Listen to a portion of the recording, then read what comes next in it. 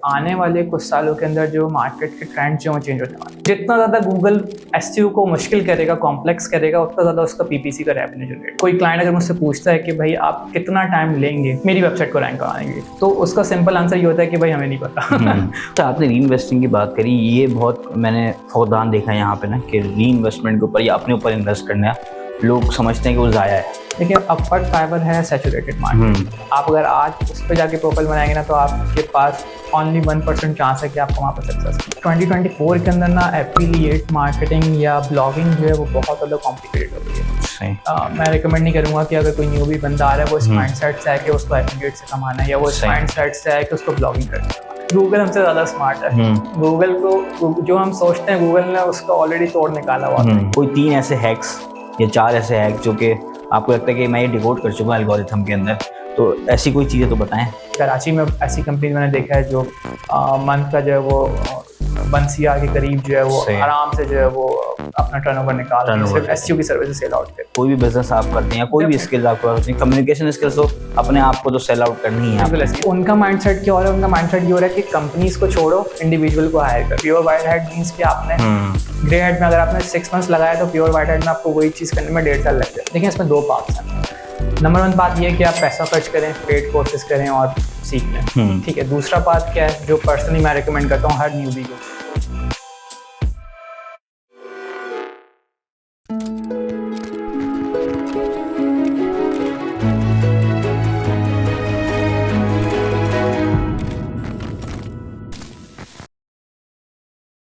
अस्सलाम वालेकुम। मेरे साथ आज जो गेस्ट मौजूद हैं उनका नाम जो है राफे वक़ार है और इनकी एक्सपर्टीज जो है वो एसईओ के अंदर हैं और इनकी ख़ास बात यह है कि डिफरेंट अवार्ड्स इनको मिल चुके हैं एसईओ की एक्सपर्टीज़ के अंदर, और इन्होंने डिफरेंट कंपनीज़ के लिए 1 मिलियन पाउंड की सेल जनरेट करी है थ्रू एसईओ। तो आइए जानते हैं इनके बारे में, इन्होंने किस तरह किया, इन्होंने क्या माइंडसेट अपना बनाया उन सब चीज़ों करने के लिए। अस्सलाम वालेकुम राफे भाई, कैसे हैं? अल्लाह का शुक्र, आप बताएं कैसे हैं? खैरियत से हैं? अल्लाह का शुक्र। आने में कोई मसला तो नहीं हुआ आपको? ट्रैफिक बहुत ज़्यादा है, कराची की रोड्स और कराची की ट्रैफिक। सही है। राफे भाई, अपने बारे में कुछ बताइए ताकि ऑडियंस, ये सवाल इसलिए होता है कि ऑडियंस जो है वो रिलेट कर सके, आपके साथ कनेक्ट कर सके, देन हम डाइव करेंगे questions. First of all thank you so much for having me. Introduction आपने ऑलरेडी दे चुके हैं, तो फिर भी मैं एक छोटा सा इंट्रोडक्शन दे देता हूँ अपना। मुझे ऑलमोस्ट जो है वो 9 ईयर्स हो चुके हैं एसईओ इंडस्ट्री के अंदर।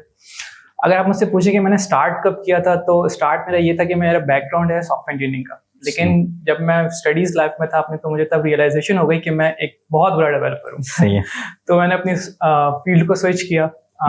फिर मुझे एक मेरे टीचर थे, उन्होंने मुझे बताया कि एक एसईओ भी कोई फील्ड होती है। उन्होंने मुझे बेसिकली नोट्स ला के दिए कि तुम इसके बारे में भी स्टडी करो, देखो इसमें अगर तुम्हारा इंटरेस्ट है तो इस कैरियर को तुम परस्यू करो। देन फर्दर मैंने उस नोट्स को रीड किया, उसके बाद इंटरनेट पे रिसर्च वगैरह की, आर्टिकल्स वगैरह रीड किए। उस टाइम पे वीडियो कंटेंट का इतना कोई बूम नहीं था, यूट्यूब के ऊपर इतनी कोई वीडियोस नहीं होती थी। तो थ्योरेटिकल नॉलेज जहाँ से भी मुझे मिलती थी, आर्टिकल्स, बुक्स वगैरह, वहाँ से मैंने एसईओ के बारे में पढ़ा। इंटरेस्ट डेवलप होना शुरू हुआ। देन फिर मुझे लगा कि एसईओ मेरे लिए जो है वो एक बेटर ऑप्शन है रादर देन कि मैं अपने सॉफ्टवेयर इंजीनियरिंग को परस्यू करूँ। देन उसके बाद मैं एसईओ के अंदर मूव हुआ, डिफरेंट कोर्सेज किए मैंने मल्टीपल इंस्टीट्यूट से। उसके बाद फिर मल्टीनेशनल कह लें कि इंस्टीट्यूट से, वहाँ से भी किए, जिसमें आप कह लें कि कोर्सेरा सबसे बड़ा आपने नाम सुना हो। वहाँ से कुछ यूनिवर्सिटीज हैं, उनके साथ एफिलिएशंस कोर्सेज थे, वो मैंने किए। लाइक एक यूनिवर्सिटी ऑफ लंदन का कोर्स है मेरे पास, यूनिवर्सिटी ऑफ कैलिफोर्निया की, इसी तरीके मल्टीपल कंपनी यूनिवर्सिटीज हैं कंट्रीज की, वहाँ से मैंने मल्टीपल कोर्सेज वगैरह जो। सही है। उसके बाद जो है कह लें कि लग बाय चांस मेरी एक जगह इंटर्नशिप लग गई। फर्स्ट डे ही उन्होंने मुझे एक गुड न्यूज़ दे दी कि आप इतने ज़्यादा कैपेबल हैं कि आपको इंटर्नशिप हम ऑफर नहीं करते हैं, आपको ट्रेनिंग प्रोवाइड करते हैं, आपका एक लेवल ऊपर है बाकी इंटर्न्स। तो उन्होंने थोड़ा बहुत इंक्रीमेंट जो था वो लगाया। उसके बाद वहाँ से मैंने परस्यू की अपनी जॉब को। फिर डिफरेंट कंपनीज के साथ जो मैं एसोसिएट रहा, जिसमें आपने मे बी लिंक्डइन पे देख लिया होगा कि कौन कौन सी कंपनी है। तो वहाँ से मेरी जर्नी स्टार्ट हुई। अल्हम्दुलिल्लाह अब 9 ईयर्स हो चुके हैं कोर एसईओ की एक्सपर्टीज में। उसके बाद फर्दर और भी चीज़ें एक्सप्लोर करी, जिसमें सोशल मीडिया मार्केटिंग हो गया, ईमेल मार्केटिंग हो गया, पीपीसी, गूगल एड्स वगैरह। लेकिन डेफिनेटली जो मेरी कोर एक्सपर्टीज है वो एसईओ के अंदर ही है। सही है। मैंने जब आपकी प्रोफाइल देख रहा था तो उसमें आपने लिंक्डइन पे भी बहुत अच्छा काम किया हुआ है, पर्सनल ब्रांडिंग भी आपने बहुत अच्छी करी हुई है, बहुत सारी चीज़ें हैं जो कि हम जानेंगे इसके अंदर। अच्छा, मैं आपसे पूछना चाहूँगा कि 9 ईयर्स अगो आपने स्टार्ट किया था, उस टाइम पे और आज के दौर में एसईओ को लेके क्या डिफरेंस आया है, या मतलब किस तरह ये इंडस्ट्री जो है इवॉल्व हुई है? अच्छा, जब 9 साल पहले की मैं बात करूँ, 9 years बैक, तो एसईओ बहुत ज़्यादा आसान था। हाँ। मीन्स कि उसके अंदर हमें कुछ भी इतनी एफर्ट नहीं करनी पड़ती। गूगल के कोई इतने ज़्यादा स्ट्रॉन्ग एल्गोरिथम्स नहीं थे, गूगल का कोई इतना मेन कॉम्पिटिटर नहीं था, ना बिंग था इतना उस लेवल पे, ना याहू था, ना दूसरे सर्च इंजन थे। तो सब कुछ बहुत ईजी था। लाइक अगर मैं आपको कहूँ कि हम 1 week के अंदर भी वेबसाइट्स को रैंक करवा देते हैं, लेकिन अगर मैं आज आपको कंपेयर करवाऊँ कि 9 years और अब ऐसा हो गया कि अगर हम किसी वेबसाइट की एसईओ करने लगते हैं तो वहाँ पर इतनी हर्डल्स आते हैं कि गूगल के हर मंथ कोई ना कोई एल्गोरिथम चेंज होते हैं। लेट्स सपोज गूगल ने कोई स्पैम पॉलिसी अपडेट रिलीज कर दी, कोई कोर अपडेट रिलीज कर दी, कभी कुछ अपडेट, कभी कंटेंट के ऊपर अपडेट रिलीज कर दी, तो हर मंथ कोई ना कोई वो शॉक देता रहता है कि भाई अब एसईओ करना बहुत मुश्किल हो गया। इसके पीछे रीजन क्या है? इसके पीछे रीजन ये है कि गूगल को बेसिकली अपना पीपीसी मॉडल चलाना है। पीपीसी मॉडल क्या है? जो गूगल के ऊपर एड्स चलते हैं, आपने देखा होगा, टॉप 4 रिजल्ट्स पीपीसी के होते हैं, उसके बाद नीचे एसईओ के होते हैं, फिर देन बॉटम साइड पे भी जो है वो बॉटम 3 रिजल्ट जो है पीपीसी के होते हैं। तो जितना ज्यादा गूगल एसईओ को मुश्किल करेगा, कॉम्प्लेक्स करेगा, उतना ज्यादा उसका पीपीसी का रेवेन्यू जनरेट होगा। सही है। तो ये सिंपल रीजन है कि एसईओ अब बहुत ज्यादा टिपिकल हो गई है। अब कोई क्लाइंट अगर मुझसे पूछता है कि भाई आप कितना टाइम लेंगे मेरी वेबसाइट को रैंक कराने के लिए, तो उसका सिंपल आंसर ये होता है कि भाई हमें नहीं पता। उसको हम एक रेंज दे देते हैं कि भाई 3 to 4 months, 3 to 6 months competition level के ऊपर। अगर लेट सपोज कोई वो हाईली कॉम्पिटिटिव नीश का बिजनेस है उसका, तो डेफिनेटली हम उसको ये भी बोलते हैं कि भाई 1 year तक भी आपको लग सकता है। अगर कोई कह लें कि लो कंपटीशन नीश है, तो उस पर हम उनको एक बेंचमार्क दे देते हैं कि भाई 3 to 6 months के अंदर जो आपकी वेबसाइट रैंक होगी। सही है। तो ये डेफिनेटली डिपेंड करता है market to market. Definitely Pakistan में कंपटीशन कम है। अगर मैं इसके एग्जांपल दूं आपको यूएस, यूके या यूरोप साइड की किसी कंट्री की, तो वहाँ पर कंपटीशन ज्यादा है। अगर मैं आपको मिडिल ईस्ट की एग्जांपल दूं, तो वहाँ पर भी थोड़ा बहुत कंपटीशन अब इंक्रीज होता जा रहा है, क्योंकि मिडिल ईस्ट भी जो है एक काइंड ऑफ आईटी का हब बनता जा रहा है, क्योंकि मल्टीपल मल्टीनेशनल कंपनीज जो है वो सब अब दुबई में अपने ऑफिस जो है शिफ्ट कर रहे हैं हर कंट्री से निकल के। तो अब डेफिनेटली वो भी तो अगर मैं आपसे पूछूं कि आम जबान में एसईओ की डेफिनेशन क्या होगी, या एसईओ को आप किस तरह एक्सप्लेन करेंगे? अच्छा, अगर सिंपल वर्ड में बताऊं मैं आपको एसईओ का, तो एसईओ बेसिकली एक प्रोसेस है कि हम ऑर्गेनिकली किस तरीके से अपनी कीवर्ड्स को या अपनी वेबसाइट को जो गूगल के टॉप 10 रिजल्ट्स में लेके आते हैं। ठीक है, अगर मैं इसको और ज़्यादा सिंपल वर्ड्स में आपको बताऊं, लेट सपोज फॉर एग्जांपल आपका कोई कीवर्ड है बाय टी शर्ट। अब बाय टी शर्ट तो के नाम से तो मल्टीपल वेबसाइट्स बनी होंगी, मिलियंस ऑफ वेबसाइट्स होंगी जो टी शर्ट्स बेच रही हैं ऑनलाइन। अब आपकी ही वेबसाइट को गूगल क्यों टॉप 10 में लेके आएगा? उसका टॉप 10 के बाद टॉप 5, टॉप 5 के बाद टॉप 3, टॉप 3 के बाद टॉप 2, टॉप 1 के अंदर आप ही की वेबसाइट में लेके आए, जो millions of website already same T shirt या सेम प्रोडक्ट जो वो सेल आउट कर रही है। तो बीइंग एन एसईओ, एक बंदे का काम ही ये कि भाई वो क्लाइंट की वेबसाइट के जितने भी मनी मेकिंग कीवर्ड्स हैं, जो भी उसके प्रोडक्ट कीवर्ड हैं, उन कीवर्ड्स को वो ऑप्टिमाइज करके जो है वो कीवर्ड्स को टॉप 10 में गूगल पे लेके, ताकि क्लाइंट का रेवेन्यू जनरेट होना स्टार्ट हो। तो सिंपल ये। अब इसमें 2 मेथड हैं, या तो आप पीपीसी करवा लें। पीपीसी में क्या है कि आपने पीपीसी पे गूगल को पे करना है। गूगल हर क्लिक के ऊपर आपसे चार्ज करेगा। गूगल का क्या एसईओ का क्या बेनिफिट है? एसईओ का ये बेनिफिट है कि आपको किसी को पे नहीं करना, ना गूगल को पे करना है, ना किसी और सर्च इंजन को पे करना है। आपने सिर्फ एक प्रोसेस है एसईओ का, वो प्रोसेस से अपनी वेबसाइट को गुजारना है, टाइम फ्रेम आपने इन्वेस्ट करना अपना टाइम बेसिकली, और उसके बाद जब आपका एक कहने के कीवर्ड्स रैंक हो जाएंगे तो आपको ऑटोमेटिकली जो है बिजनेस जनरेट होना। सही है। इसकी एग्जांपल एक और ऐसे एसईओ की एग्जांपल मैं ऐसे देता हूँ, जैसे कि एसईओ आप एक किस्म का बीज बो रहे हैं। अब आपने एक बीज बो दिया, आपने डेली उस बीज बोने के बाद पानी डालना है। पानी डाल रहे हैं, आप एक पानी डाल रहे हैं तो एक वो पौधा बन रहा है, पौधे के बाद एक छोटा सा वो दरख्त बन रहा है, दरख्त बनने के बाद एक वो जब बड़ा दरख्त बन रहा है, तो उसके बाद जब फ्रूट्स लगेंगे, तो उस फ्रूट्स के बाद आपने डेफिनेटली आपकी अर्निंग स्टार्ट होगी। तो ये एक एसईओ का कहने के पूरा प्रोसेस। और अच्छा, जब जैसे कि कुछ लोग ई कॉमर्स में अपनी बात करूं, तो जो पहले ऑर्डर की खुशी होती है, या पहली जो नई नई आप आउटकम देखते हैं ना, तो उसकी बड़ी खुशी होती है। मैं तो बताऊं तो जब पहली दफा हमने थोड़ी बहुत सेल्स करना शुरू करी थी, मैं तो इतना खुश था कि ऐसा लगता था बस यही जो है ना सबसे बड़ी खुशी है। तो इसी तरह एसईओ वालों के लिए भी मेरे ख्याल से जो एसईओ एक्सपर्ट्स होते हैं, उनके लिए मेरे ख्याल से अचीवमेंट ये होती होगी कि टॉप 10 रिजल्ट्स में आना। तो कोई ऐसा एक्सपीरियंस शेयर करें अपने कि जब आपकी पहली वेबसाइट या पहली ऐसी कोई चीज हुई होगी, तो आपके क्या जो है ना वो तासुर आते हैं? अच्छा, मुझे आज भी याद है, मेरा जो पहला क्लाइंट था वो मुझे मिला था ओडेक्स के नाम से प्लेटफॉर्म था, जब जो अपवर्क हो गया। पहले वो ओडेक्स था, तो ओडेक्स पे एक पाकिस्तानी बंदा था, लेकिन वो दुबई में रहता था। उनकी वेबसाइट थी डेजर्ट सफारी की, मे बी आपने शायद नाम सुना, डेजर्ट सफारी दुबई के अंदर सबसे मशहूर है। उनकी उस टाइप की वेबसाइट थी, तो उनके कुछ कीवर्ड्स थे। तो उस टाइम पे डेफिनेटली एसईओ मैं बिल्कुल इन हुआ था, और मुझे पहला प्रोजेक्ट मिला ओडेक्स से, तो उसकी एक अलग खुशी थी। और जब वो प्रोजेक्ट मैंने अचीव कर लिया, रैंकिंग वगैरह उसका एक अलग चार्म ऐसा और ही। एक अलग कहने के कॉन्फिडेंस आ गया था मुझ में कि यार जो मैंने पढ़ा है और जो सीखा है वो implement होता बाकी हो में इम्प्लीमेंट करने का चीज मुझे दिखने शुरू हो गई कि नहीं यार कीवर्ड्स रैंक हो गए। तो वहां से डेफिनेटली फिर मेरा एक कॉन्फिडेंस बूस्ट हुआ। उसके बाद फिर मैंने ओडेक्स पे और थोड़ी एफर्ट डालना शुरू करी, फिर अपने सर्कल में बताना शुरू किया कि भाई ये सर्विसेज दे रहा हूं। तो वहां से कुछ पीआर की बेस के ऊपर प्रोजेक्ट्स आना स्टार्ट हो गए। तो डेफिनेटली वो एक कह लें कि खुशी होती है, लाइक नेक्स्ट लेवल की खुशी होती है जो डेफिनेटली एक्सप्लेन करना पॉसिबल नहीं। अच्छा, मुझे ये बताएं कि अभी एट दिस मोमेंट अगर मैं बात करूं, कोई भी बंदा सीखना चाहता है या कोई भी बंदा जो कि अभी मिड लेवल के ऊपर है या अभी एंटर हुआ है, तो उसकी अगर मैं आपसे बोलूं कि उसके रोड मैप अगर आप देना चाहें, या फिर रोड मैप क्या होगा उसका, सीखने का रोड मैप क्या होगा, उसके बाद काम मिलने का रोड मैप क्या होगा उसका?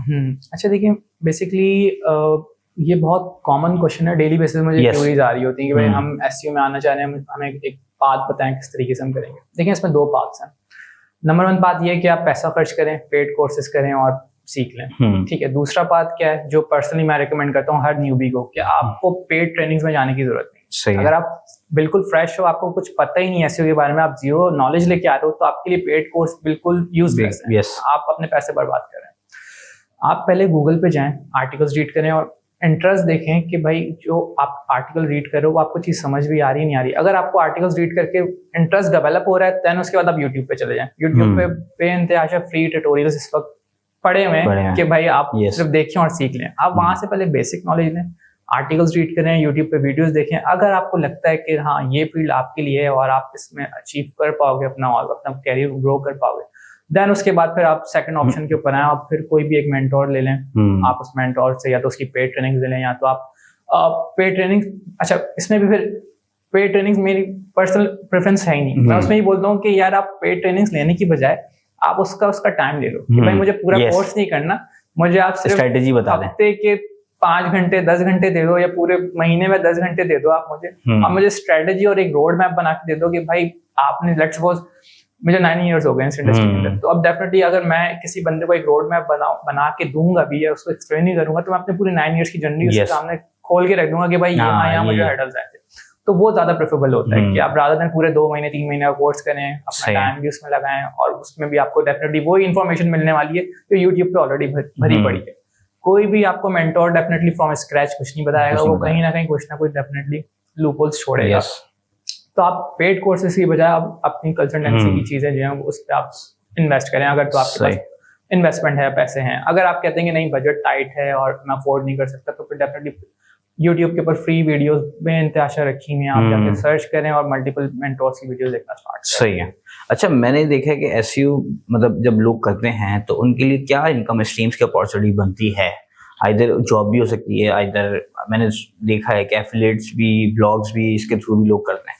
तो कितने टाइप्स की इनकम स्ट्रीम्स डेवलप हो सकती है अगर कोई आईटी जो एसईओ एक्सपर्ट या एसईओ स्पेशलिस्ट बनता है? अच्छा देखिए, इसके अंदर बेसिकली आज 2024 के अंदर ना एफिलिएट मार्केटिंग या ब्लॉगिंग जो है वो बहुत ज़्यादा कॉम्प्लिकेटेड हो गई है। सही। मैं रिकमेंड नहीं करूंगा कि अगर कोई न्यूबी बंदा आ रहा है वो इस माइंडसेट से है कि उसको एफिलिएट से कमाना है या वो इस माइंडसेट से है कि उसको ब्लॉगिंग करके कमाना है। ये बहुत ज़्यादा सैचुरेटेड मार्केट है। इसके अंदर अब let's suppose for example, let's suppose मैं कुछ सर्च कर रहा हूँ बेस्ट लैपटॉप्स इन पाकिस्तान। पाकिस्तान में इसकी नहीं करते हम, लेट्स सपोज हम ले लिया बेस्ट लैपटॉप्स इन यूएस या बेस्ट लैपटॉप अंडर $500, ठीक है। हमने ये कीवर्ड एक फ्रेज सर्च की। अब आप जब टॉप 10 रिजल्ट देखेंगे ना, उसमें आपको CNN की वेबसाइट दिखेगी, उसमें आपको फॉक्स की वेबसाइट दिखेगी, उसमें आपको बेइंतहाशा न्यूज की वेबसाइट दिखेंगे जिनको बीट करना इम्पॉसिबल है। आप बिल्कुल फ्रेश वेबसाइट लेके आओ, गूगल आपको कभी भी चांस नहीं देगा। तो आपके लिए एफिलिएट मार्केटिंग वहां पर कह लेंगे एक किस्म का डेड हो चुका है। इसी तरीके से अगर आप कोई हेल्थ की एफिलिएट मार्केटिंग पे चले जाते तो आपको हेल्थ की बिग वेबसाइट्स मिलेंगी, बिग फिशेस आपको मिलेंगे, ब्रांड्स। तो हर इंडस्ट्री के अंदर जो है बिग फिशेस ऑलरेडी अपनी मार्केट कैप्चर करके बैठी हैं। तो फर्स्ट स्टेज के अंदर अगर आप एफिलिएट मार्केटिंग पे या ब्लॉगिंग के ऊपर आएंगे ना, तो आप पहले 3 महीनों में डिमोटिवेट हो जाएंगे, यार वेबसाइट रैंक नहीं हो रही है, रेवेन्यू जनरेट नहीं हो रहा, एसईओ बेकार है मेरे लिए, ये फील्ड मेरे लिए नहीं है। तो बेस्ट ऑप्शन आपके लिए क्या है? बेस्ट ऑप्शन ये है कि आप स्टार्ट लें अपना कैरियर जॉब से, क्योंकि जितनी अच्छी लर्निंग आपकी जॉब में होती है ना, उतनी अच्छी लर्निंग आपकी कहीं नहीं हो सकती, फ्रीलांसिंग में भी नहीं हो सकती। अब मार्केट में ना कह लें कि यंगस्टर्स के अंदर एक मिसकंसेप्शन जो है वो बिल्ड हो चुका है कि भाई हमें एंटरप्रेन्योरशिप करना है, अपना बिजनेस करना है। क्योंकि बहुत से इन्फ्लुएंसर्स Yes, हैं yes, yes. यूट्यूब के ऊपर Yes, जो आप कहते बिल्कुल हैं सही कि जॉब में कुछ नहीं है तो आप बिजनेस करें। तो डेफिनेटली एंड गोल बिजनेस ही होना चाहिए, लेकिन फर्स्ट स्टेप आपको होना चाहिए कि आपको जॉब करनी है। जॉब करने के बेनिफिट्स क्या है? एक तो कॉन्फिडेंस लेवल आपका बूस्ट होता है, आपके कनेक्शंस बिल्ड होते हैं, आपका कह लें कि एक्सपीरियंस और आपको एक्सप्लोजर जो बहुत ज्यादा मिलता है। जब आप एक सर्टेन लेवल के ऊपर आ जाए देन उसके बाद डेफिनेटली आप अपने कंपनी रन करें, अपने एंटरप्रेन्योरशिप स्टार्ट करें। तो स्टार्टिंग आपका होना चाहिए जॉब से। ठीक है, जॉब से आपकी जितनी भी अर्निंग हो रही है आप उसको री इन्वेस्ट करें अपने ऊपर। अगर मैं आपको अपना रोड मैप बताऊं, मैंने भी ऐसे ही स्टार्ट किया। सही है। जो मेरी इनकम होती थी जॉब से वो उसको मैं री इन्वेस्ट कर रहा था अपने पेड ट्रेनिंग्स के अंदर। मैंने बहुत पेड ट्रेनिंग्स की, मैंने मल्टीपल सर्टिफिकेशंस किए हैं। अगर मैं आपको बताऊं लगभग मेरी ऑलमोस्ट 200 सर्टिफिकेशंस तक मेरे पास रखी हुई है। जो मैंने कुछ पेड्स हैं उसके अंदर, डेफिनेटली कुछ फ्री है उसके अंदर। तो मैंने अपने आप पे इन्वेस्ट बहुत किया, अपना लर्निंग कभी भी नहीं रोकी, और इवन के मैं आज भी इनरोल होता हूँ पेड ट्रेनिंग्स के अंदर। तो लर्निंग आपकी रुकनी चाहिए। जो आप कमा रहे हो आप अपना री इन्वेस्ट करो अपने ऊपर, अपनी सेल्फ ग्रूमिंग के ऊपर, अपनी स्किल्स के ऊपर। आप उसको री इन्वेस्ट करके उस पर आपके डेफिनेटली और ज्यादा चांसेस जो हैं आपके अर्निंग के जो वो स्टार्ट हो जाएंगे। अच्छा, आपका जो क्वेश्चन था कि किस तरीके से आप कमा सकते हैं, देखिए आपको मैं अपना बता दूं कि मैं किस किस वे से जो वो अर्न कर रहा हूँ। मेरी एक तो फुल टाइम जॉब है अल्हम्दुलिल्लाह, ठीक है। उसके बाद जो है मेरी कंसल्टेंसीज भी चल रही है मल्टीपल कंपनीज के अंदर, ठीक है। उसके बाद मेरे फ्रीलांसिंग प्रोजेक्ट्स भी चल रहे हैं। सही। तो मैं 3 वेज से जो है इस वक्त अर्न कर रहा हूं। अच्छा, अगर आप मुझसे पूछें और क्या क्या मेथड हो सकते हैं, तो नंबर 1 वो अगेन जॉब से आप कमा सकते हैं। नंबर 2 आप कंसल्टेंसी दे सकते हैं। नंबर 3 आप फ्रीलांसिंग कर सकते हैं। नंबर 4 आप डेफिनेटली ब्लॉगिंग और एफिलिएट मार्केटिंग कर सकते हैं। सही है। तो ये आपके कोई 4 से 5 मेथड हैं जिनके थ्रू आप जो अर्न कर सकते हैं। अच्छा, आपने री इन्वेस्टिंग की बात करी, ये बहुत मैंने फौरदान देखा है यहाँ पे ना कि री इन्वेस्टमेंट के ऊपर या अपने ऊपर इन्वेस्ट करना लोग समझते हैं कि वो जाया है। सही है ना? तो इसके बारे में मुझे बताइए कि एक तो होता है टेक्निकल स्किल्स ना आपकी, कि टेक्निकल जैसे आपने एसईओ करी तो लोग एसईओ के अंदर ही इन्वेस्टमेंट करते हैं। क्या बाकी कोई और भी स्किल्स हैं जो कि आपको as a career help out करती है, just like communication skills, branding जैसे कि आपने बात करी, तो किन किन स्किल्स के ऊपर इंसान को अपने ऊपर जो है ना वो इन्वेस्ट करना चाहिए स्किल्स को कवर करने के लिए? देखिए, सबसे पहले तो डेफिनेटली आपको अपनी जो भी आपका डोमेन है, लेट्स सपोज आप वेब डेवलपर हैं, आप ग्राफिक डिजाइनर हैं, आप मार्केटिंगर हैं, आप जो भी हैं, आपको अपनी जो कोर स्किल है उसके अंदर तो आपको डेफिनेटली इंजेक्ट करना ही करना है। उसमें आपको मल्टीपल कोर्सेज करने हैं, मल्टीपल कहने के अगर कोर्स नहीं कर रहे हैं तो आपने डेफिनेटली कहीं ना कहीं किसी ना किसी बंदे से अगर बात भी कर रहे हैं और वो बंदा आपसे बोल रहा है कि भाई मैं बराबर इतने चार्ज करूंगा सिर्फ बात करने के, जो कि मैंने इवन के दिए भी हैं लोग और मैंने लिए भी हैं, ऐसा नहीं है। डेफिनेटली एक टाइम था जब मैं देता था और अल्हम्दुलिल्लाह अब ऐसा टाइम आ गया कि अब मैं लेता हूं। तो ये स्टेज सबके साथ आती है। तो आपको री इन्वेस्ट तो करना ही करना है अपने ऊपर, जो आपकी कोर स्किल्स हैं। उसके अलावा अगर आप कहते हैं कि कौन सी स्किल्स के ऊपर आपको करना है, तो उसमें आपकी कम्युनिकेशन स्किल्स नंबर 1 पे आती है मेरी नजर में। अगर आपका कॉन्फिडेंस बूम पर है या आप कह लें कि आप शाय पर्सन है, तो शाय पर्सन का काम नहीं बने मार्केट के अंदर, क्योंकि कंपटीशन बहुत है, सैचुरेटेड मार्केट है। आईटी की आप कोई भी फील्ड उठा लें, सिर्फ मैं मार्केटिंग की बात नहीं कर रहा, आप वेब डेवलपमेंट उठा लें, ग्राफिक डिजाइनिंग उठा लें, आप कोई भी आईटी की फील्ड उठा लें। अच्छा, इंक्लूडिंग आईटी से अलावा भी कोई भी बिजनेस आप करते हैं या कोई भी स्किल्स आपके पास होती है, कम्युनिकेशन स्किल्स हो, अपने आप को तो सेल आउट करनी है। बिल्कुल ऐसे। देखिए, इसमें ऐसा है कि मैं बोलता हूँ कि आप बेसिकली अपने आप को सेल करते हो, अपने आप को बेचते हो। आप जितना अच्छा अपने आप को बेचोगे, सामने वाला उतने ज्यादा आपको पैसे देगा। तो आप किसी भी मीटिंग में जा रहे हो तो सबसे पहले वो देखेगा या आपकी कम्युनिकेशन स्किल्स और आपका कॉन्फिडेंस, कि आप में कॉन्फिडेंस कितना है। क्योंकि सामने जो सीईओ बैठा हुआ है, कोई भी कंपनी का डिसीजन मेकिंग बंदा बैठा हुआ है, उसको नहीं पता है, तभी उसने आपको हायर करना है या आपको तभी उसने बुलाया क्योंकि उसको वो पेन प्रॉब्लम है।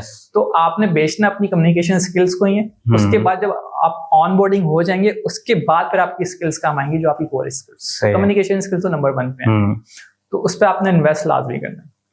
और मेन कम्युनिकेशन स्किल्स ही है। इसके अलावा बाकी आप कहने के लैंग्वेज, यहाँ पर अब थोड़ा सा डिफरेंट ओपिनियंस हैं। मेरी खुद की इंग्लिश को इतनी ज्यादा बूम पे नहीं है, इतनी ज्यादा कोई अच्छी नहीं है कि मैं बोलूं कि मैं बहुत इंग्लिश जो है वो बोलता हूँ। लेकिन इतनी आप बोल लें या इतनी आप लिख लें कि सामने वाले बंदे को आपकी बात समझ में आ जाए। तो यहाँ पर एक और मसला बहुत ज्यादा है, अगर हम बोलने की कोशिश भी करते हैं ना, तो हमारी सराउंडिंग जितने भी लोग हैं वो आपको टीज करना स्टार्ट करते हैं। अच्छा, मैंने यूएस बेस्ड कंपनी के साथ काम किया था, तो हमारे एक डायरेक्टर थे मैथ्यू, वो इस चीज को बड़ा अप्रिशिएट करते हैं। उस टाइम पे कह लें कि मैं बहुत यंग था, मेरी कोई 3rd जॉब थी। मेरी इंग्लिश कह लें कि एक तो अच्छी नहीं, ऊपर से किसी गोरे के साथ बात करना तो और ज्यादा आपको कह लें कि एक किस्म का एक अजाब है आपके ऊपर, या गोरे से कैसे मैं बात करूँ। तो उनकी ये चीज बहुत अच्छी थी। और इवन कि मैंने बाद में रियलाइजेशन की थी कि बाकी जितने भी और भी हैं उन सब में ये एक अच्छी चीज है कि वो आपको डिमोटिवेट नहीं करते। वो आपको, आप भले जैसे ही बोल रहे हैं, जैसे भी लिख रहे हैं, वो आपको अप्रिशिएट करते हैं, या इवन अप्रिशिएट नहीं करे तो आपको टीज नहीं करेंगे कि यार आपने ये गलत बोला या आपने ये गलत लिखा है। तो ये आपकी इंग्लिश भी थोड़ी बहुत जो है वो होनी चाहिए बेटर। सही है। अच्छा, यहाँ पे तो मैंने देखा है कि कॉपी राइटिंग में और इन जगहों पे ना एक उसूल भी सिखाया जाता है कि वो लाजमी जानबूझ के ना एक अपनी हेडलाइन में गलती करते रहेंगे, जिसकी वजह से और अटेंशन जो है ना उनको मिलती है। तो ये तो लोगों की साइकी है, वो कहीं ना कहीं आपको पकड़ ही लेते हैं कि जो ना यार तुमने ये वाले अल्फाज जो है ना सही नहीं कहा। बट आई थिंक मुझे लगता है कोर पर्पस के ऊपर फोकस करना चाहिए ना। तो मुझे ये बताइए कि अगर मैं आपसे, क्योंकि मैंने आपकी ना पूरी प्रोफाइल देखी, लिंक्डइन भी देखा और बाकी सारी चीजें भी, लिंक्डइन पे आपके 92,000 जो ना फॉलोवर्स हैं, तो ये पर्सनल ब्रांडिंग को आप कैसा देखते हैं? और पर्सनल ब्रांडिंग को अगर कोई करना चाहे, क्योंकि ये आपकी शायद कोर स्किल्स तो नहीं होंगी, कोर तो आपकी ऐसी हो, लेकिन पर्सनल ब्रांडिंग आपको हेल्प आउट कर सकती है, तो इसके बारे में बताएं। अच्छा देखिए, पर्सनल ब्रांडिंग मैंने स्टार्ट क्यों की, मैंने 2 साल पहले मैंने एक रिसर्च पढ़ी थी, मुझे वेबसाइट का नाम याद नहीं है, वहाँ पर एक बेसिकली रिसर्च आई थी कि आने वाले कुछ सालों के अंदर जो मार्केट के ट्रेंड जो चेंज होने वाले हैं। अब जो गोरा है ना, क्योंकि हमारी मार्केट है यूएस, यूरोप, हमने पाकिस्तानी को तो सेल नहीं करनी अपनी सर्विस, हमने बेचनी बाहर है अपनी सर्विसेज। तो उनका माइंडसेट क्या हो रहा है? उनका माइंडसेट ये हो रहा है कि कंपनीज को छोड़ो, इंडिविजुअल को हायर करो। अब उसके बेनिफिट क्या है उनका? एक जब सर्वे आया तो उसमें ये था कि जो मोस्टली स्कोर्स थे वो उनके थे कि इंडिविजुअल बंदे से वो ज्यादा सेटिस्फाई रादर देन कि वो कंपनी को हायर करके उससे सेटिस्फाई होने। उसमें जब पूरी एक फर्दर जब उसकी एक समरी निकली तो उसमें सम अप में ये लिखा हुआ था कि भाई अगर वो किसी इंडिविजुअल को हायर कर रहे हैं तो उसमें बेनिफिट क्या है? उनको एक तो सस्ती रिसोर्स पड़ रही है, उनको कम पैसों में अच्छी चीज मिल रही है, प्लस वो इंडिविजुअल बंदा डेडिकेटली उनके लिए काम कर रहा है, या तो उनके साथ साथ 2-3 मैक्सिमम 4-5 क्लाइंट बंदा देख ले। अगर आप मुझसे पूछे, मैं भी हार्डली 3 से 4 क्लाइंट मैनेज कर सकता हूँ, उससे ज्यादा मैं भी मैनेज नहीं कर सकता, मेरी कैपेसिटी इतनी। तो उनको ये बेनिफिट है। अगर वो किसी कंपनी को हायर करते हैं तो वो कंपनी उनको एक्सपेंसिव पड़ती है, प्लस दूसरा उसमें आपको वो फुल टाइम ही देते हैं, वो कंपनी जो है वो सेम एट अ टाइम जो मल्टीपल क्लाइंट्स के साथ जो काम कर रही है। तो यहाँ पर तब मुझे रियलाइजेशन हुई कि अगर मैं आज पर्सनल ब्रांडिंग स्टार्ट करता हूँ ना, तो आने वाले वक्तों में जब डेफिनेटली एक यूएस मार्केट के अंदर, यूरोप मार्केट के अंदर जब ये ट्रेंड बहुत ज्यादा बूम के ऊपर चला जाएगा तो वहां पर मुझे एज मिलना स्टार्ट हो जाएगा। सही है। तो मैंने ये स्टार्ट की थी अपनी जर्नी कोई 2 इयर्स पहले। लिंक्डइन पे अकाउंट तो मेरा बहुत पुराना है, लेकिन 2 साल पहले मैंने इसमें एक्टिवली जो है वो पोस्टिंग वगैरह करना स्टार्ट कर दी। और वो 2 साल पहले अगेन वही एक मैंने बीज बोया था, वो आज जो है वो मुझे फ्रूट्स दे रहा है, क्योंकि अब अल्हम्दुलिल्लाह मेरे पास डेली बेसिस पे कोई ना कोई क्यूरीज आती रहती है मल्टीपल जगहों से कि भाई हमें एसईओ की सर्विसेज चाहिए। तो ये मेन है कि अब अच्छा, अब इसमें पर्सनल ब्रांडिंग मैं कहता हूँ कि हर बंदे की नीड हो गई है। अगर आप किसी कंपनी के सीईओ भी ना, तो आपको अपनी फेस वैल्यू लाजमी बनानी है। कराची में कुछ कंपनीज हैं, कुछ सीईओज हैं, डेफिनेटली मैं उनका नाम ही लूंगा, वो अपनी पर्सनल ब्रांडिंग के ऊपर बहुत काम करते हैं, बहुत इन्वेस्ट करते हैं। उनको अपनी फेस वैल्यू के ऊपर ही मल्टीनेशनल कंपनीज जो है वो हायर करते हैं, उनकी कंपनी की बेस पे नहीं हायर करते। तो ये कहेंगे आपके पास प्लस अपॉर्चुनिटीज बिल्ड हो जाती है पर्सनल ब्रांडिंग के थ्रू भी। आप पर्सनल ब्रांडिंग से जो अपने बिजनेस को डेफिनेटली ग्रो कर सकते हैं फास्ट। सही। अच्छा, पर्सनल ब्रांडिंग के अंदर अगर मैं स्टेप बाय स्टेप आपसे पूछूं कि क्या रोड मैप होना चाहिए इस पर्सनल ब्रांडिंग पे, किस तरह फोकस करना है, किन चीजों पर फोकस करना है, उसके बारे में उसकी कोई टिप्स? देखिए, पर्सनल ब्रांडिंग के अंदर सबसे पहले तो कंटेंट ही मेन है। अब जैसे हम पॉडकास्ट कर रहे हैं तो ये भी एक काइंड ऑफ पर्सनल ब्रांडिंग ही है, ठीक है। तो आपको कंटेंट प्रोड्यूस करना है। वो कंटेंट कुछ भी हो सकता है, कंटेंट वो वीडियो बेस्ड भी हो सकता है, वो ऑडियो बेस्ड भी हो सकता है, वो इमेज बेस्ड भी हो सकता है, वो इवन के कोई फनी वीडियो बेस्ड भी हो सकता है कि आप अपनी फेस नहीं दिखा रहे हैं, आपने कोई कॉर्पोरेट लेवल की फनी वीडियो शेयर करना स्टार्ट करनी। तो वो आपने पहले तो अपनी ऑडियंस डिफाइन करनी होगी कि आपकी टारगेट ऑडियंस क्या है। जैसे लेट्स सपोज मेरी टारगेट ऑडियंस है जो जिनको मैं टारगेट करता हूँ, वो रिक्रूटमेंट है, एचआरस हैं और सीईओज हैं, ठीक है, और डिसीजन मेकिंग है। क्योंकि मुझे पता है कि अगर मुझे जॉब करनी है तो एचआर को मैंने इम्प्रेस करना है लिंक्डइन के थ्रू, ठीक है। अगर मुझे फ्रीलांसिंग करनी है तो मैंने सीईओज और डिसीजन मेकिंग वाले लोगों को जो वो इम्प्रेस करना है। तो मैं इन्हीं लोगों को कनेक्शन रिक्वेस्ट भेजता हूँ, इन्हीं लोगों की पोस्टों पे जाके कमेंट्स वगैरह, रीशेयर वगैरह इस टाइप की एक्टिविटीज कर रहा होता हूँ, और इन्हीं लोगों के माइंडसेट से रिलेटेड जो मैं पोस्टिंग क्रिएट कर रहा हूँ। अब मुझे पता है एक सीईओ के क्या सोचता है, वो लिंक्डइन पे क्यों आ रहा है, डेफिनेटली उसको कोई ना कोई प्रॉब्लम होगी या उसको कोई ना कोई अपने बिजनेस के लिए ग्रोथ चाहिए होगी। तो डेफिनेटली अगर मैं कोई ग्रोथ हैक शेयर कर दूं या मैं कोई एसईओ की टिप्स दे दूं जो उसके बिजनेस को रेवेन्यू में जनरेट कर सकती है, तो वो डेफिनेटली वो मेरी उस पोस्ट से इंप्रेस होकर मुझे कम से कम कांटेक्ट जरूर करेगा, चाहे हाय हेलो करके अपनी प्रॉब्लम शेयर करेगा, या वो मेरी सर्विस लेने में इंटरेस्ट जरूर शो करेगा, ठीक है। तो आप कंटेंट, अब आपने पहले डिसाइड करना कि आपकी मार्केट कौन सी, आपने इंडिविजुअल, आप सीईओज को अपनी सर्विस सेल आउट करनी है आपने, या कोई इंडिविजुअल लोगों को के साथ कनेक्शन बिल्ड करना है, आपने पर्सनल ब्रांडिंग सिर्फ पीआर के लिए करनी है या आपने बिजनेस ग्रोथ के लिए करनी है, तो वो आपने पहले डिसाइड करना है कि आपका टारगेट क्या है। डिसाइड करने के बाद आपने फिर कंटेंट प्लान आउट करना है कि अच्छा मेरी ऑडियंस ये है, अब इस ऑडियंस को मैंने इस तरीके से इम्प्रेस करना है। सही है। तो अब वो कंटेंट आप फिर किसी भी तरीके से प्रोड्यूस कर सकते हैं। वो इवन कि आप केस स्टडीज शेयर करते हैं अपनी, आप अपना पोर्टफोलियो शेयर करें, आप कोई कोड शेयर कर दें, आप कोई टेस्टिमोनियल शेयर कर दें क्लाइंट्स के अपने। तो वेज बहुत ज़्यादा है डेफिनेटली। अब आपको उसमें रोड मैप बनाना पड़ेगा। अगर आप मुझसे मेरा रोड मैप पूछें कि आप लेट्स सपोज राफे आप क्या करते हो, आप अपना रोड मैप बताएंगे आप किस तरीके से करते हैं। तो मेरे कुछ कहने के मेथड्स हैं।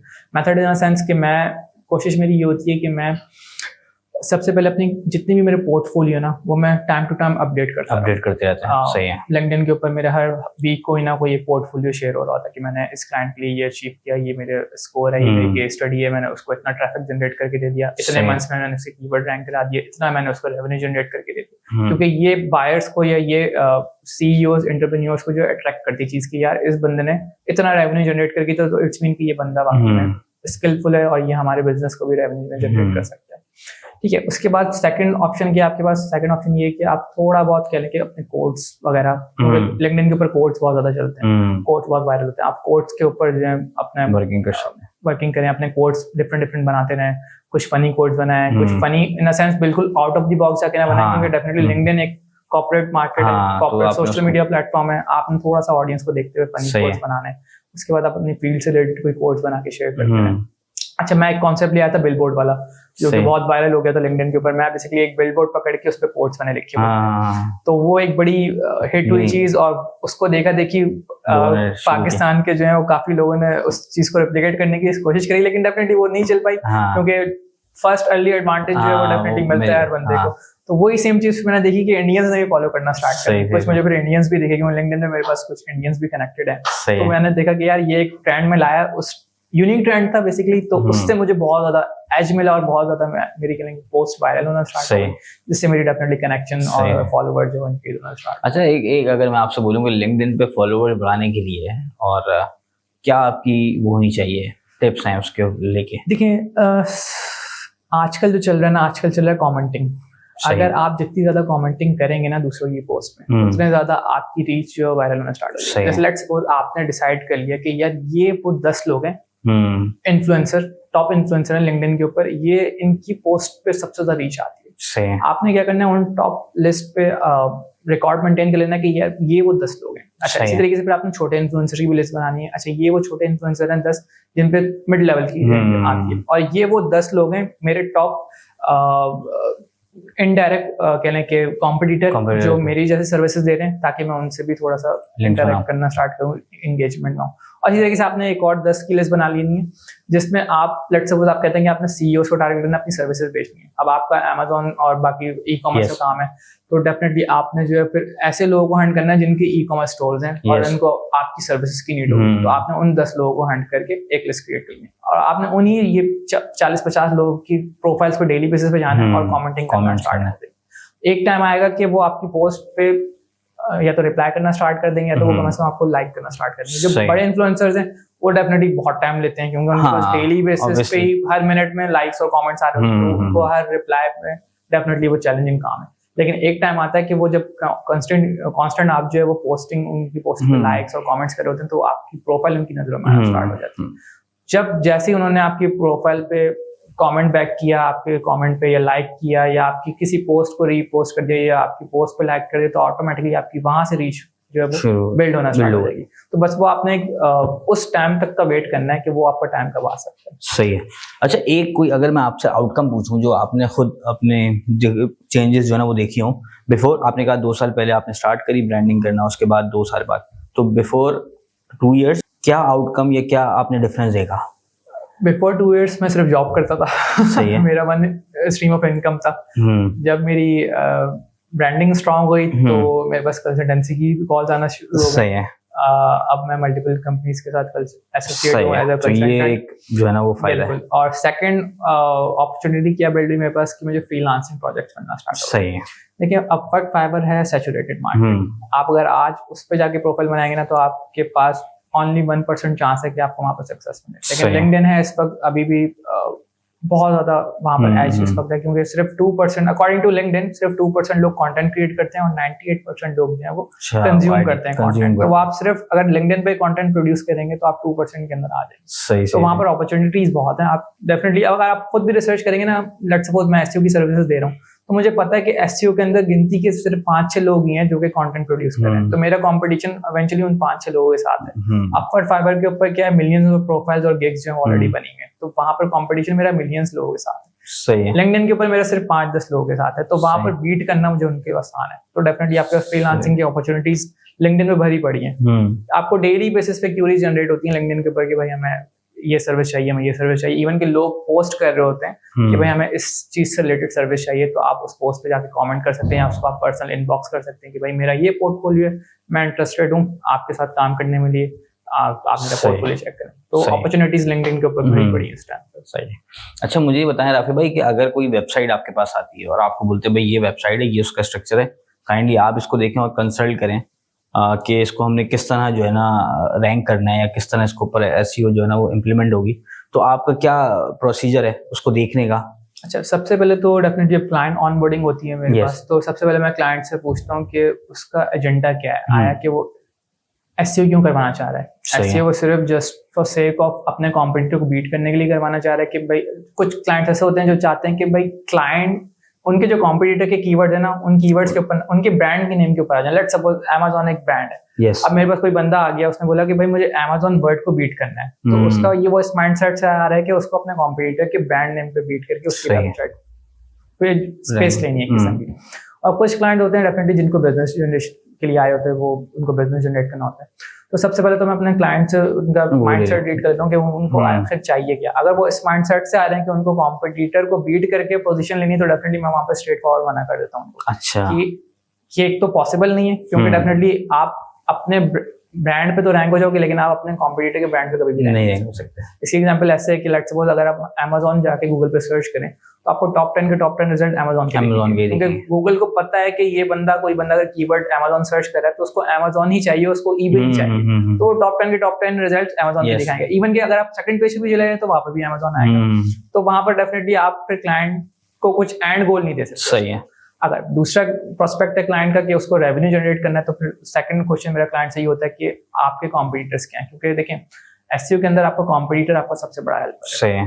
हम क्या करते हैं, हम जो मेरी स्ट्रेटेजी है, मैं सबसे पहले अपने कॉम्पिटिटर्स को स्टडी करता हूँ कि उन्होंने ऐसा क्या किया एसईओ के अंदर कि गूगल ने इन्हीं 10 वेबसाइट्स को रैंक करवाया। क्योंकि इस कॉम्पिटिशन में डेफिनेटली मिलियंस ऑफ वेबसाइट्स होंगी या थाउजेंड्स ऑफ वेबसाइट्स होंगी, तो यही 10 वेबसाइट्स तो आपका कॉम्पिटिटर एसईओ के अंदर आपका सबसे बड़ा हेल्पर होता है। तो हम अपने कॉम्पिटिटर को स्पाई करते हैं कि उन्होंने क्या क्या लैंडिंग पेजेस बनाए हैं, किस टाइप की सर्विसेज वो ऑफर कर रहे हैं, किस टाइप का कंटेंट वो लिख रहे हैं वेबसाइट के अंदर, कितने नंबर ऑफ पेजेस उन्होंने बनाए हैं, कितना उन्होंने अपनी वेबसाइट को ब्रेक डाउन किया हुआ है सर्विसेज के अंदर, कितना वर्ड काउंट उन्होंने वेबसाइट में लिखा हुआ है, कितना उन्होंने कीवर्ड स्टफिंग टाइप की हुई अपनी वेबसाइट में, या कितना नेचुरल तरीके से जो अपनी वेबसाइट को कंप्यूटर रिसर्च जो है वो सबसे मेन है, वो मेन है।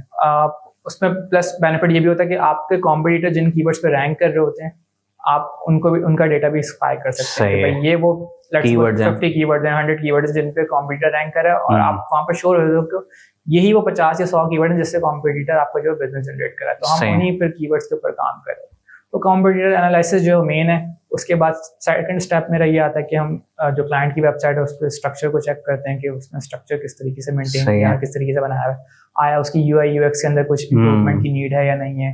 अगर वो सब कुछ क्लियर होता है तो डेफिनेटली फिर हम थर्ड स्टेप की तरफ जाते हैं, जो होता है हमारा कीवर्ड रिसर्च। जो मेन है कीवर्ड रिसर्च मेन मैं इसलिए कहता हूँ कि कीवर्ड रिसर्च कह लें कि आप अगर आपने गलत कीवर्ड रिसर्च की और आपने एक पूरा प्रोसेस किया एसईओ का, आपने 6-8 महीने लगा दिए वेबसाइट को रैंक करवाने में, आप और उन कीवर्ड्स पे रैंक भी कर गए, और रैंक करने के बावजूद आपके बिजनेस नहीं आया, तो आपका वहां पर फेलियर हो गया कि आपने जो भी मेहनत करी वो सब आपकी वेस्ट हो गई। तो कीवर्ड रिसर्च बड़ी मेन है। अगर आपने कीवर्ड सिलेक्शन सही की हुई है और आप कॉन्फिडेंट हो कि भाई यही वो कीवर्ड है जिनसे क्लाइंट को रेवेन्यू जनरेट होगा, तो डेफिनेटली फिर आपने जो भी एसईओ का प्रोसेस निकाला है, गो थ्रू किया उससे, और वो जो भी आपने टाइम स्पेंड किया, अपनी एनर्जी लगाई उस प्रोजेक्ट के ऊपर, वो आपका डेफिनेटली फ्रूटफुल रहेगी, और आपका क्लाइंट भी जो है वो डेफिनेटली खुश होगा, रैंकिंग आ रही है, बिजनेस जनरेट हो रहा है।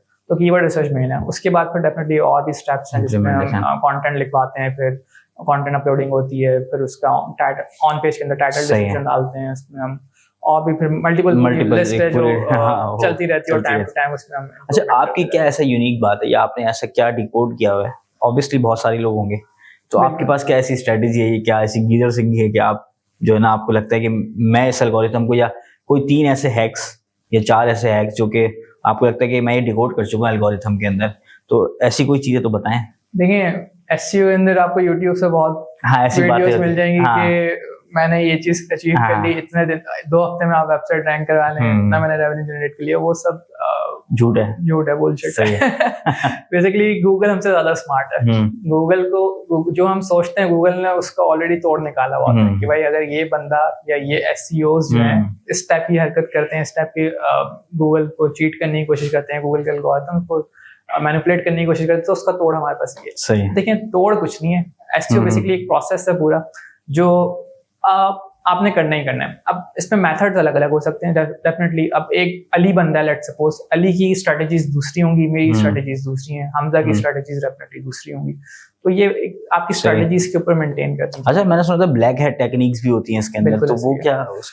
देखिए ब्लैक हेड हो गया, व्हाइट हेड हो गया, ग्रे हेड हो गया, ये 3 मार्केट्स के अंदर टर्म चल रही हैं। ऐसा कुछ नहीं है, ये लोगों ने बनाई हुई टर्म्स हैं। गूगल की तरफ से ऐसी कोई अनाउंसमेंट नहीं कि ब्लैक हेड भी कुछ होता है, ग्रे हेड भी कुछ होता है, व्हाइट हेड भी कुछ होता है। आपने कभी ऐसा सुना है कि डॉक्टर ने बोला हो कि मैं ब्लैक हेड डॉक्टर हूँ या ग्रे हेड डॉक्टर हूँ या व्हाइट हेड डॉक्टर हूँ? तो ये सेम एसईओ भी यही है कि भाई एसईओ जो बस एसईओ है, ना उसमें ब्लैक हेड है, ना व्हाइट है, ना ग्रे हेड है। अब लोगों ने इसमें टर्म्स बना ली। ब्लैक हेड मीन्स, जो मैं आपको एक क्विकली बता दूं कि ब्लैक हेड क्या होता है, कि हम गूगल के जो भी गूगल ने गाइडलाइंस दी हुई है हमें एसईओ के अंदर कि आपने ये प्रोटोकॉल्स फॉलो करने हैं, हम टोटली उसका अपोजिट करते हैं। सही है। एट गूगल ने बोला आपने अपने कंटेंट के अंदर नेचुरल टोन में कंटेंट लिखना है, ऐसा ना लगे कि आपने जबरदस्ती कीवर्ड्स घुसा दिए। सही है। लेट्स सपोज आपका लैंडिंग पेज है लोगो डिजाइन सर्विस का, तो एज अ रीडर, एक रीडर को ये ना लगे कि आप फोर्सफुली उस बंदे को logo design service, logo design service, logo design service की बार बार रिपीट करो। इसकी एग्जांपल ऐसे, लेट्स सपोज अगर कोई बंदा मेरा इंट्रोडक्शन दे रहा है तो वो एक दफा मेरा नाम ले लेगा राफे बकार, हाँ, 2 दफा ले लेगा, उसके बाद वो बोलेगा ही, ठीक है।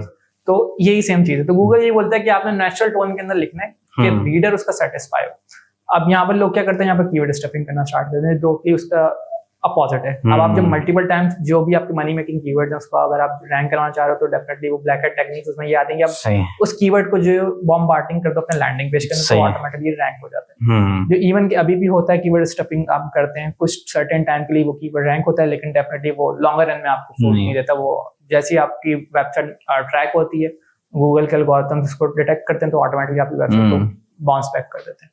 इसी तरीके से और भी मल्टीपल हैक्स हैं इसके अंदर कि हम बैकलिंक्स को मैनिपुलेट करें, पेड बैकलिंक्स परचेज कर लें, या हम कोई ऐसे ब्लैक हैट टेक्निक से बैकलिंक क्रिएट करें जिससे गूगल सर्टेन टाइम के लिए हमें एज दे, उसके बाद जैसे ही वो एल्गोरिथम हमारी वेबसाइट को डिटेक्ट करें, वो तो ऑटोमेटिकली हमारी वेबसाइट को जो है बाउंस बैक करेंगे और उल्टा पेनल्टी भी मारेंगे और वेबसाइट की रैंकिंग भी जो है वो डीवैल्यू कर देंगे, रैंक कर देंगे हमारी डोमेन। तो ब्लैक हेड वगैरह कहने के प्रेफरेबल ही नहीं है बिल्कुल भी, ना ग्रे हेड प्रेफरेबल है। व्हाइट हेड, ग्रे हेड में क्या होता है, ग्रे हेड में ये होता है कि हम कुछ बातें गूगल की मान लें, कुछ हम अपनी कहने के स्ट्रेटजीज को जो है इम्प्लीमेंट करते हैं, तो वो समहाउ चलती हैं चीजें। डेफिनेटली हम भी जो है वो, ये मैं नहीं कहूंगा कि हम भी जो है वो प्योर व्हाइट हेड कर होते हैं, क्योंकि definitely pure white head means कि आपने ग्रे हेड में अगर आपने 6 मंथ्स लगाया, तो प्योर व्हाइट हेड में आपको वही चीज करने में 1.5 साल लग जाता है। सही है। तो कुछ टाइम सेविंग के लिए भी हम कुछ ग्रे हेड टेक्निक्स यूज कर रहे होते हैं डेफिनेटली, गूगल भी खुश रहे और हमारा काम भी चलता रहे, तो ये सीन है। अच्छा, मुझे बताएं राफे भाई, इसमें आपने अब तक जो है ना वो, अगर मैं आपसे पूछूं कि कोई बंदा अगर देख रहा हो तो पोटेंशियली कितना अर्न कर सकता है, फर्स्ट थिंग। दूसरी बात ये है कि आपने किसी शख्स को देखा हो कि यार वो इतना अर्न करता हो, आप उससे इंस्पायर होंगे, यार वो सिर्फ एसईओ के थ्रू माशाल्लाह इतना जो है ना वो पैसे बना रहा है, तो इसका कोई नंबर्स भी दीजिएगा और कुछ इसके बारे में बताएं। देखिए, स्काई इज द लिमिट। मैं तो यही कहूंगा, अब यहाँ पर टोटली आपकी स्किल्स और आपकी पर्सनल ब्रांडिंग काम आती है। 2024 के अंदर तो मैंने यही सीखा है कि आपकी जितनी पर्सनल ब्रांडिंग स्ट्रांग है उतना ज्यादा आप अर्न करोगे। अगर मैं आपको जॉब मार्केट की बात करूं कि देखिए यहाँ पे माइंडसेट डिफरेंट है। कुछ लोगों का माइंडसेट है कि उनको सिर्फ जॉब ही करनी है, कुछ लोगों का माइंडसेट है जिनको जॉब से सेटिस्फाई नहीं होते, वो बोलते हैं उनको अपना बिजनेस करना। तो अगर मैं जॉब माइंडसेट पर लोगों की बात करूं कि जॉब में आप कितना अर्न कर सकते हो, तो आप एसईओ फील्ड के अंदर हार्डली आप कह लें कि मैक्सिमम 4.5 लाख तक की सैलरी आप अर्न कर सकते हो। उसके बाद आपका ब्रेक है, उसके बाद आपकी सैलरी नहीं इंक्रीज होगी। उसके बाद आप फिर फर्दर साइड हसल करते हैं, आप फ्रीलांसिंग कर लें, साथ आप कंसल्टेंसी सेल आउट करते हैं, या आप अपनी कोई वेबसाइट्स क्रिएट कर लें ब्लॉगिंग की या एफिलिएट मार्केटिंग की, तो वहां से आप कुछ डेफिनेटली अर्न कर सकते हैं। अगर आप बिजनेस की बात करें तो बिजनेस तो डेफिनेटली जितना ज्यादा के क्लाइंट्स मल्टीप्लाई होते रहेंगे तो उसमें आपको उतना ज्यादा रेवेन्यू जनरेट होता रहेगा। बिजनेस में तो खैर ऐसा कोई के स्पेसिफिक नंबर नहीं है। इवन के कराची में ऐसी कंपनी मैंने देखा है जो मंथ का जो है वो 1 CR के करीब जो है वो आराम से जो है वो अपना टर्नओवर निकाल रहे हैं, सिर्फ एसईओ की सर्विसेज सेल आउट कर, और बाकी डिफरेंट उनके मॉडल्स अलग हैं जिससे वो अर्न कर रहे हैं। तो डेफिनेटली सिर्फ एसईओ के अंदर अगर आप सर्विसेज सेल आउट कर रहे हैं गोरे को स्पेशली, तो आप अच्छा खासा अर्न कर सकते हैं। अच्छा, इसके अंदर अभी आपको क्या लगता है फ्यूचर चैट जीपीटी के थ्रू? अच्छा, मेरे दिमाग में थोड़े दिनों पहले सवाल चल रहा था कि चले अभी तो गूगल और सर्च इंजन है, लेकिन जब से चैट जीपीटी आया तो सुन रहे हैं कि ये चीज चेंज हो सकती है। तो क्या कोई ऐसा मेथड है कि जिसमें अगर चैट जीपीटी तो कहीं से लेता होगा ना इन्फॉर्मेशन, जैसे कि उसमें भी रैंकिंग होती होगी, तो क्या ऐसा है कि चैट जीपीटी या फिर एआई टूल्स में भी रैंकिंग होती होगी? अगर कोई जाके पूछता है कि टॉप 3 कंपनीज एसईओ के अंदर कौन सी हैं, तो क्या चैट जीपीटी के अंदर भी एसईओ या फिर वो डाटा गूगल से लेता है? इसके बारे में बताएं थोड़ा। डेफिनेटली ऐसे ही है। अगर आप इसी एग्जांपल ऐसे है कि अगर आप चैट जीपीटी फ्री यूज कर रहे हैं 3.5 वर्जन या 3 वर्जन, उसमें अगर आप जाके लिखते हैं top 10 SEO expert in Pakistan, तो उसमें मेरा नाम नहीं आएगा, ठीक है। हाँ। अगर आप जाके लिखते हैं चैट जीपीटी 4 जो पेड है top 10 SEO expert in Pakistan, तो उसमें मेरा 3rd नंबर पे नाम आता है। अब ये क्या रीजन है? इसके पीछे रीजन ये है कि चैट जीपीटी डेटा ले रहा है ना, वो गूगल से ले रहा है। 3 और 3.5 के अंदर क्या है, चैट जीपीटी के पास जो पुराना डेटा है 2021 का। डेफिनेटली 2021 के अंदर मेरी पर्सनल ब्रांडिंग इतनी स्ट्रांग नहीं थी, मेरे ना आर्टिकल्स पब्लिश हुए थे इतना ज्यादा। 2023 2024 के अंदर डेफिनेटली मेरे आर्टिकल्स वगैरह पब्लिश होना स्टार्ट हुए, मैंने पर्सनल ब्रांडिंग के ऊपर काम किया, तो मेरी एक इमेज जो है वो गूगल की नजरों में कहीं ना कहीं एक बेंचमार्क जो है वो बनना शुरू हो गया कि भाई ये भी कोई बंदा है जो एसईओ की फील्ड के अंदर है। तो अब चैट जीपीटी 4 जो है उसके अंदर डेफिनेटली बिल्कुल लेटेस्ट डेटा है 2024 का। अगर आप चैट जीपीटी 4 पे सर्च करेंगे तो वो उसमें आपको मेरा नाम दिखेगा। तो अब वो ये कैसे हो रहा है? तो बेसिकली चैट जीपीटी जो है वो गूगल से ही डेटा ले रहा है आपका। कितने रिसेंट आर्टिकल्स हैं वो सम अप करके जो एक समरी बना के आपकी। ये मेरी क्यूरियोसिटी थी, मैं थोड़े दिन पहले बैठ के सोचा, मैंने कहा यार अब जो लोग चैट जीपीटी से पूछते हैं तो वो जो नेम दिखाता है वो कैसे, क्योंकि वो भी एक तरीके से रैंकिंग ही है ना। बिल्कुल ऐसे वो बेसिकली ले सारा डेटा गूगल से ही और बाकी डिफरेंट सर्च इंजन से लेके एक सम अप कर रहा है चीजों को कि भाई ये एक बेसिकली गूगल पे रॉ इन्फॉर्मेशन है और चैट जीपीटी आपको बिल्कुल रिफाइन इन्फॉर्मेशन देता है कि भाई ये जो आपने पूरी स्पेसिफिकली जो आपने सवाल पूछा है सही है। तो आपकी फील्ड के अंदर एआई के आने से या एआई इंटीग्रेशन से आपकी काम आसान हुआ है, या कुछ लोग ऐसे भी कह रहे हैं कि यार ये हमें वो करेगा, ऑब्सोलीट कर देगा, तो इसके बारे में आपका क्या राय है और इसके आने से आपकी फील्ड पे क्या इम्पैक्ट आ रहा है? देखिए हर चीज के प्रोज एंड कॉन्स हैं। अगर आप नेगेटिव सोचेंगे तो डेफिनेटली आपको नेगेटिविटी मिलेगी, अगर आप पॉजिटिव सोचेंगे तो आपको पॉजिटिव। अब इसमें देखिए मुझे तो पर्सनली बहुत मजा आता है चैट जीपीटी यूज करने में। अब मैं गूगल से ज्यादा चैट जीपीटी पे रिसर्च कर रहा हूँ अपनी एसईओ से रिलेटेड।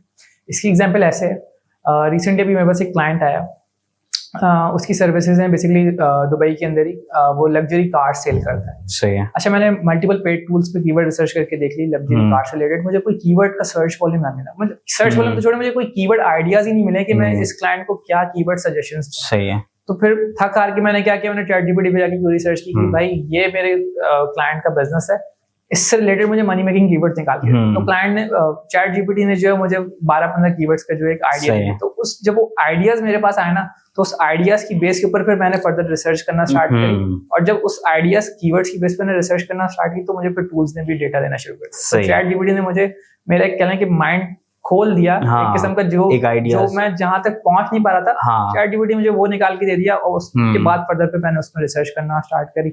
तो कुछ इंडस्ट्रीज ऐसी होती हैं जिसमें डेफिनेटली आपके पास डेटा नहीं होता डिफरेंट पेड टूल्स के पास, तो चैट जीपीटी वहां पर आपको बहुत ज्यादा हेल्प आउट करता है। वहां से आप डेटा जो है अच्छा खासा गैदर कर सकते हैं, और फिर डेफिनेटली वो फिर आपकी स्किल्स के ऊपर है, आप किस तरीके से उसको यूटिलाइज कर रहे हैं, चैट जीपीटी को कितना स्मार्टली आप उसके साथ प्ले कर पा रहे हैं। उसके बाद एसईओ के अंदर जैसे टाइटल डिस्क्रिप्शंस हो गए, स्कीमा टैग्स हो गए, मल्टीपल चीजें हो गई, टेक्निकल चीजें, वो हम चैट जीपीटी की हेल्प से ही जो आप कोड करवा लेते हैं। तो जो हमें काम मैनुअल करना पड़ता था या कोई टूल के थ्रू करना पड़ता था, तो आप chat GPT with in one prompt जो हमें पूरी की पूरी स्क्रिप्ट निकाल के देता है। तो हमें बीइंग एन एसईओ मुझे तो बहुत ज्यादा हेल्प आउट कर रहा है चैट जीपीटी। मेरे डेली जो बोरिंग काम थे, बोरिंग टास्क वो आउटसोर्स हो गए। सही है। अच्छा, जैसे कि बिलफर्ज मैं अपनी बात करूं तो कहीं ना कहीं हेल्प आउट करते हैं। कोई बंदा प्रॉब्लम सॉल्विंग में अच्छा होता है, कोई बंदा जो है ना वो कम्युनिकेशन स्किल्स में अच्छा होता है, कोई बंदा जो है वो आई थिंक पंचुअलिटी होती है, उसके अंदर डिसिप्लिन होता है। तो इस तरह की डिफरेंट डिफरेंट जो है ना वो हैबिट्स होती हैं एक ह्यूमन की या एक बंदे की, और वो उसको कहीं ना कहीं सपोर्ट कर रही होती हैं उसकी स्किल सेट को इम्प्रूव करने में या बाकी से आउटवर्ड जाने में। तो आपको क्या लगता है कि कौन कौन सी ऐसी हैबिट्स हैं जो कि इंसान को हेल्प आउट करती हैं किसी भी चीज़ में कामयाब होने के लिए? अच्छा देखिए, इसके अंदर बेसिकली जो मेरा पर्सनल ओपिनियन है वो ये है कि आप जितनी ज़्यादा हेल्प आउट करोगे अपने जूनियर्स की, उतना ज़्यादा एक काइंड ऑफ ए कर्मा है बेसिकली, Yes. जो मुझे लगता है। क्योंकि मैंने अपने 2 फेसेस देखे हैं। अगर मैं अपना कैरियर का स्टार्ट बताऊं या मिड बताऊं आपको, तो मैं था थोड़ा सा ऐसा बंदा कि मैं अपनी नॉलेज शेयर नहीं करता था किसी सही से। है। मुझे ये फेयर होता था कि यार ये इसको मैंने पास इसको चलिए। सिखा दिया तो ये तो कल को मेरी जॉब ले लेगा, मेरी डेजिग्नेशन के ऊपर आ जाएगा। तो डेफिनेटली ये मुझे लगता है हर बंदे की नेचर में ये ये चीज होता है। बाय बर्थ है। Yes. ये है हर बंदे में।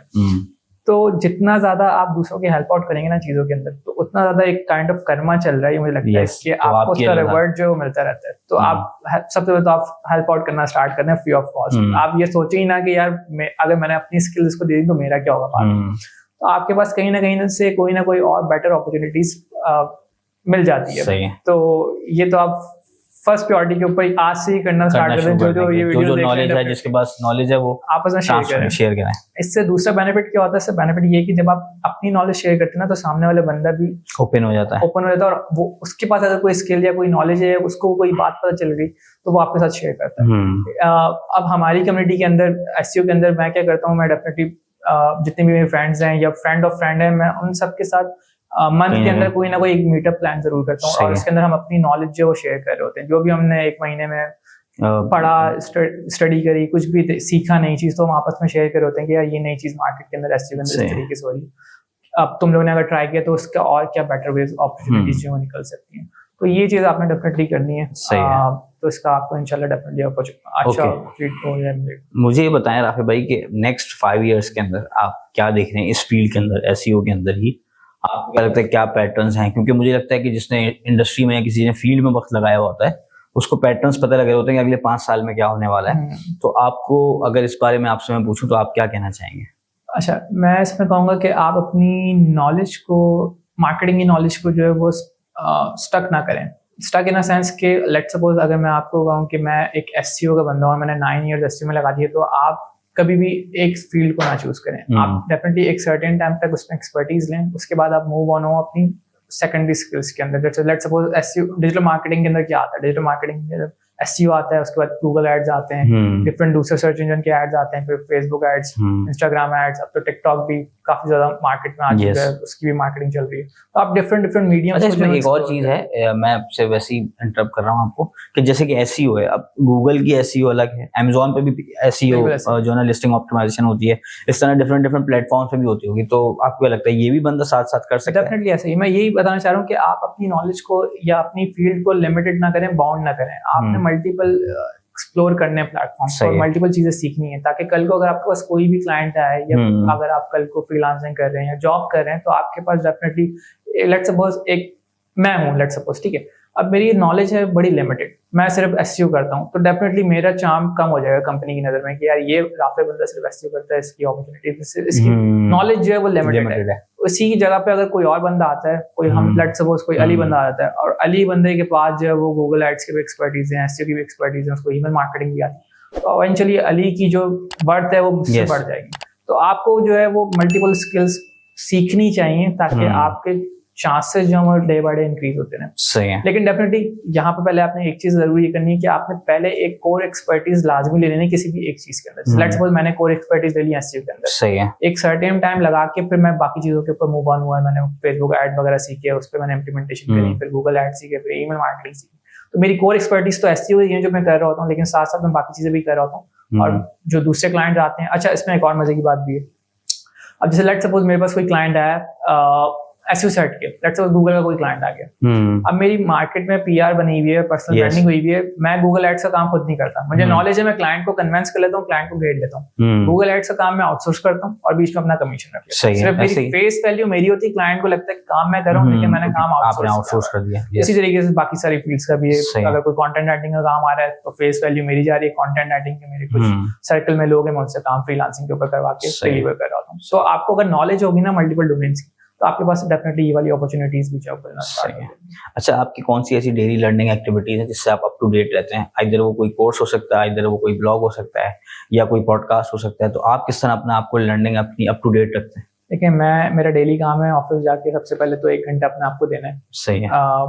क्योंकि सुबह माइंड फ्रेश होता है, तो सबसे पहले मैं या तो कोई वीडियोस देखता हूँ अपनी फील्ड से रिलेटेड, या तो मैं कोई ना कोई ब्लॉग पढ़ रहा हूँ, क्योंकि सही एसईओ एक ऐसी फील्ड है जिसमें डेली बेसिस पे कोई ना कोई अपडेट आ रही है, एल्गोरिथम चेंज हो रहे हैं, तो आपको अप टू डेट रहना बहुत लाजमी है।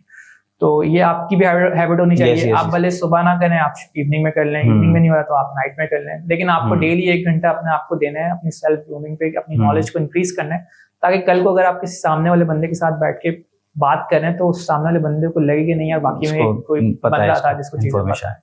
बिल्कुल, ये तो ये आपकी तो हमने एक बुक है 7 हैबिट, उसमें हमने शार्पन द सॉ का कॉन्सेप्ट है। तो बिल्कुल यही कॉन्सेप्ट है कि 2 लोग होते हैं और दोनों ही जो है ना वो लकड़हारे होते हैं, जाके जंगल के अंदर लकड़ियां काट रहे होते हैं। तो उसके अंदर जो है वो एक बंदा होता है जो कि पूरा दिन जो है ना 9 घंटे जाता है और कर रहा होता है, उसको काट रहा होता है दरख्त को, और एक बंदा जो है ना वो जाता है शाम में और 2 घंटे में जो है ना वो दरख्त काट के जो है ना वापसी की तरफ जाता है। तो उसको एक बंदे को जो जिसको टाइम लग रहा होता है वो जाके पूछता है उससे, भाई कि आप ऐसा क्या करते हैं, आप आते भी लेट हैं और आप 2 घंटे के अंदर जो है ना वो आप करके निकल जाते हैं काम।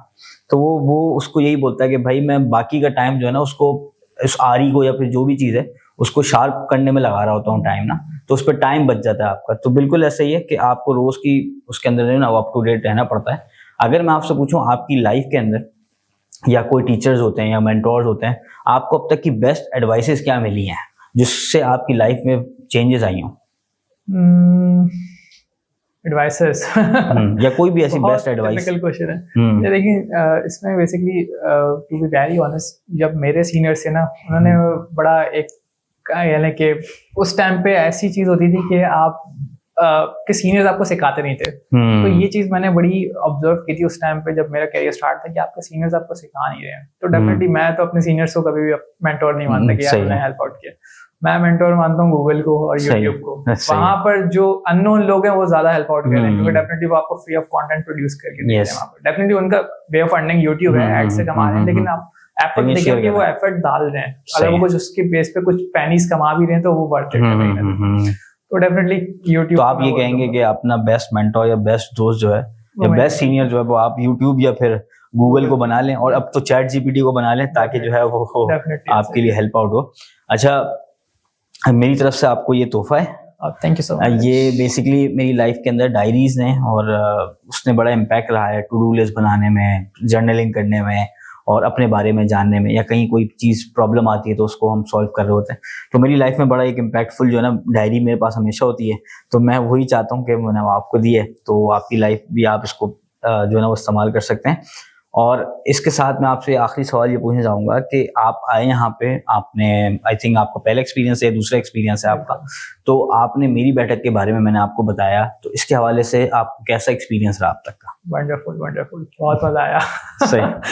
Basically to be very honest, जब मैं आया था मुझे एक फेयर था काइंड ऑफ कि मैं किसी अननोन प्लेस पे जा रहा हूँ, जो हर बंदे को होता है यार, मैं अननोन, वो भी एक नहीं जानते हैं ना कुछ। बिल्कुल, जो मेरे रूट में भी नहीं है एरिया। बेसिकली मैं इस एरिया से फेमिलियर भी नहीं हूँ। मैं रहता हूँ मॉडल कॉलोनी की तरफ। अच्छा, मॉडल कॉलोनी। तो मैं यहाँ एक बिल्कुल ऐसी जगह पे आना, तो डेफिनेटली लेकिन आके बहुत मजा आया और कहने के एंजॉय भी बहुत किया। थैंक यू सो मच, आप यहाँ पे आए, आपकी एनर्जी, आपकी हर एक चीज जो है ना, मुझे बड़ा मजा आया, आपसे बहुत कुछ सीखा मैंने, और उम्मीद करता हूँ कि आप लोग भी सीखेंगे। और हमारी कोशिश यही है कि अगर आप लोगों ने ये पॉडकास्ट पूरा देख लिया हो तो कोशिश करें अपनी डायरी या अपनी किसी भी चीज़ के अंदर या टू डू लिस्ट के अंदर कोई भी 2-3 लर्निंग इससे निकालें और आज से जो है वो इम्प्लीमेंट करना शुरू करें और अपने दिन को, अपनी ज़िंदगी को कल से बेहतर बनाएं। Thank you so much.